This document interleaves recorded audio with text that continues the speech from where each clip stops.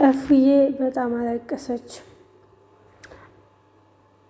እያለቀሰች ከቤት ወጣች። ያፌዝም መሆንሽ ነው የምታለሽ ስለተወኝ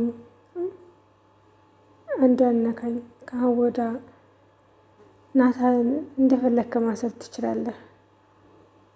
ባለእስም መሆንሽ ነው እንዳትወኝ ማልቀስ አልችልም እንዴ አለችው። ገኒም እስከ ዛሬ እሳቸው ቤት የቆየችው ለኤፍራታ ለልጇ ስትል ነበር። አሁን ላይ ግን እስከ ዛሬ ሉሊትም ሆነ ቤዛ ውጭ እያሉ ሲላት አልወጣም ብላ ቁጭ ያለችውን ዛሬ ግን ቤታችሁን ለቅቄያለሁኝ። እስከ ዛሬ ውጭ ስትሉኝ ያወጣሁበት የራሴ ምክንያት ነበረኝ። አሁን ላይ ግን እናንተ ሳትሉኝ እኔ በራሴ ቤታችሁን ለቅቄያለሁ ብላ ወጣች። ቤትን ዞር እያለች እያየችው እያለቀሰ ወጣች። ምክንያቱም እዚህ ቤት የመጣችው ለልጇ ለኤፍራታ ስትል ነበር። ኤፍራታ ተቤት ወጥታለች። ለማን ብላ ትቀመጣለች? አሰላሙ አለይኩም ወራህመቱላሂ ወበረካቱ። ውድና የተከበራችሁ የቻናሌ ቤተሰቦች እንዴት ናችሁ? ደህና ናችሁ ወይ? ለዚህ ለቻናል አዲስ የሆናችሁ ሰብስክራይብ እያደረጋችሁ ቤተሰብ ሁኑ። ነባር ላይክ፣ ሼር እያደረጋችሁ የምታበረታቱኝ እጅግ አመሰግናለሁ። ሐረግ ድራማ እንደቀጠለ ነው። ክፍል 7 እንግዲህ እንደተባለፈው ቀጥሏል ማለት ነው። ኤፍራታ አሁን ላይ በጣም ታሳዝናለች እውነት ለመናገር። ምክንያቱም ገኒና ናታ ቁጭ ብለው ስለ ኤፍራታ ሲያወሩ ኤፍራታ እየሰማቻቸው ነበር። ምክንያቱም እኔ ማልቀስ አልችልም እንዴ ካሁን ወዳ ስያይ ነበር። እስከ ዛሬ ድረስ የደበቋትን ነገር ሁሉ ሰማች። ኤፍራታ በጣም ታሳዝናለች በነገራችን ላይ። ምክንያቱም ይህን ሁላ ነገር ለምን ደበቋት? አሁን ላይ በቃ ይህ ሁሉ ነገር ጉብዳ ሆነባት። አልቅሳም ሊወጣላት አልቻለም።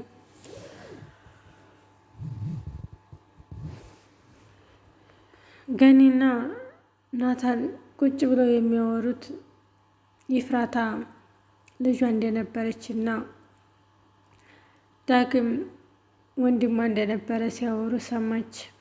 ኤፍራታም በጣም ደነገጠች። ከቤት ለቃ ወጣች።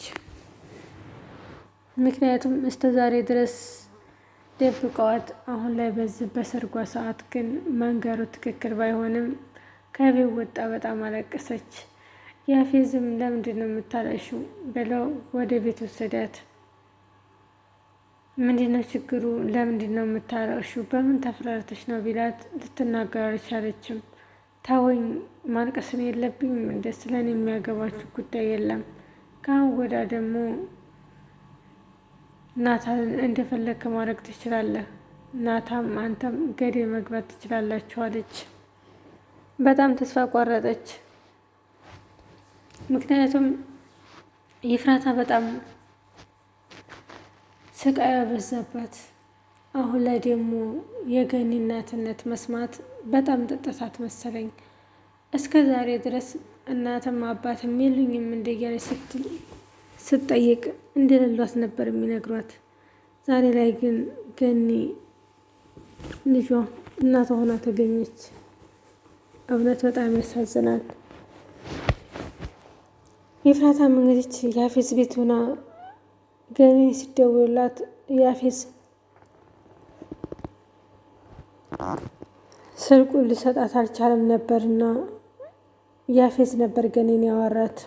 ምክንያቱም ከአሁን ወዲያ እናንተ ምንም ነገር እንደማታደርጉላት ናታ በጣም አስቀይሟት ነው የመጣችው። ከአሁን ወዲያ እኔ ጋር ናት፣ ሚስቴ ናት፣ በዚህ ስልክ ደውላችሁ እሷን ማግኘት አትችሉም በማለት መልስ ሰጣት ለገኒ። ገኒም በጣም ደነገጠች እና አንዴ እንኳ ድምጧ ልስማት ብትለው እሺ ሊላት አልቻለም።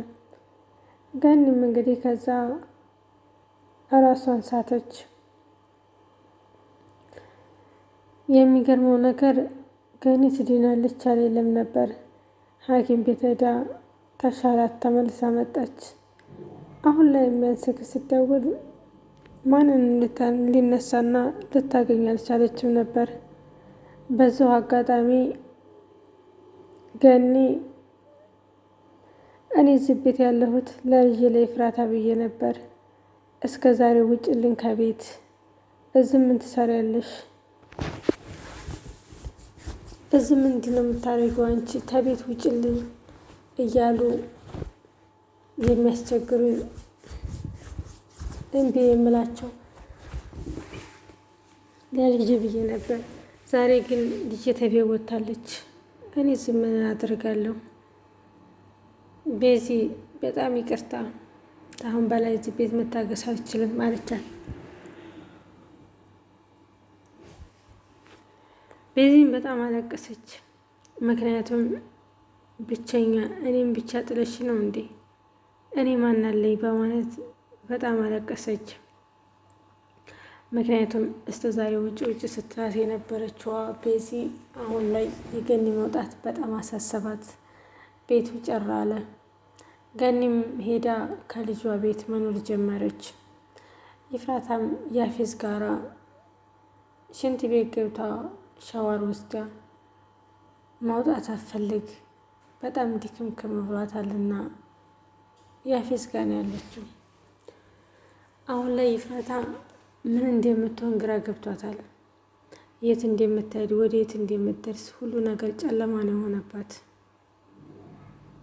እና ኤፍራታ መሆን ያፌዝ ጋር እንደሆነች ገኒ ብትረዳም ያፌዝ ጋር የሆነችበት ትልቅ ምክንያት እንዳላት ተረዳች።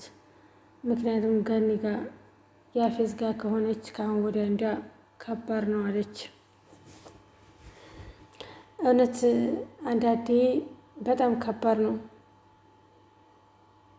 ምክንያቱም በየተወራችሁ ውስጥ እንትን ሲል ይከብዳል ማለት ነው። የቤዛም ጓደኛ እንግዲህ ያፌዝን ልታስይዘው ፍለጋ ላይ ነው ያለችው። ያፌዝ ግን ጋርዶቹ በየቦታው ስላሉ የቤዛ ጓደኛ ልታገኘው አልቻለችም።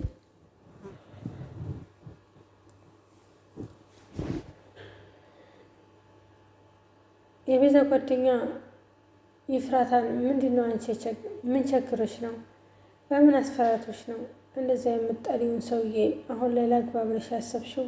በምን አስፈራቶች ነው ብላ ብትጠይቃት እንኳ መልስ ልመልስላት አልቻለችም። ምክንያቱም እሷ ልረዳት ነበር እንጂ ልትጎዳት አልነበረም።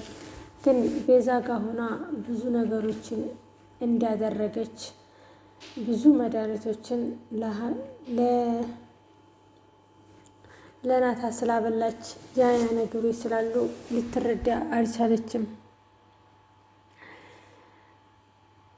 የቤዛም ጓደኛ ያፌዝን ልታገኘው ስላልቻለችው ተስፋ ቆርጣ ወደ ቤቷ ተመለሰች። ናታል ዝም ብሎ መቀመጥ ናታል ዝምተኛ ደግሞ በጣም ከባድ ነገር ነው። አሁን ላይ ናታ ከሁሉም ርቆ ዝም ብሎ ተቀምጧል። ምን አስቦ ነው ግን? እውነት እንደዚህ የሆነችው ምክንያት በናታ በኩል እንደሆነ ቢያውቅ ምን አይነት ስሜት ይሰማዋል? እውነት በጣም ከባድ ስሜት ነው የሚሰማው። ምክንያቱም አንድ ሰው በጎናችሁ ሲጎዳ ከባድ ነገር ነውና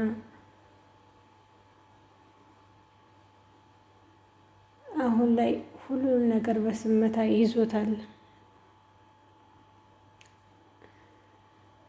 የቤዛም ጓደኛ እንግዲህ ተጓደኛዋ ተፖሊሱ ጋር ተመካክራ በአካባቢው የሚፈልጉኝና እኔን ሊጎዱኝ የሚችሉ ሰዎች ስላሉ መጠንቀቅ አለብኝ፣ ከሀገር መውጣት አለብኝ አለች።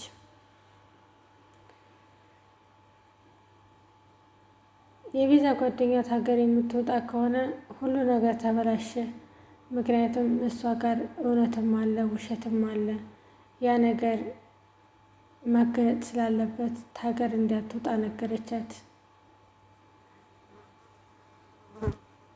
ቤዛም በጣም ደነገጠች። ምክንያቱም ለካስ እስከ ዛሬ ድረስ እኔ እሷን አስከፍቻት ነበር አለች። እኔ እሷን እስከ ዛሬ ድረስ አስከፍቻት ነበር አለች። እውነትም አሁን ላይ ተረዳቻት። እስከ ዛሬ ድረስ ማንም ሊረዳት አልቻለም ነበር። አሁን ላይ ኤፍራታ ያለችበት ነገር በጣም ከባድ ቢሆንም ገኒም በመደንገጥ ልጇ ጋር ሄዳ ሁሉን ነገር የተዝናናች ትገኛለች።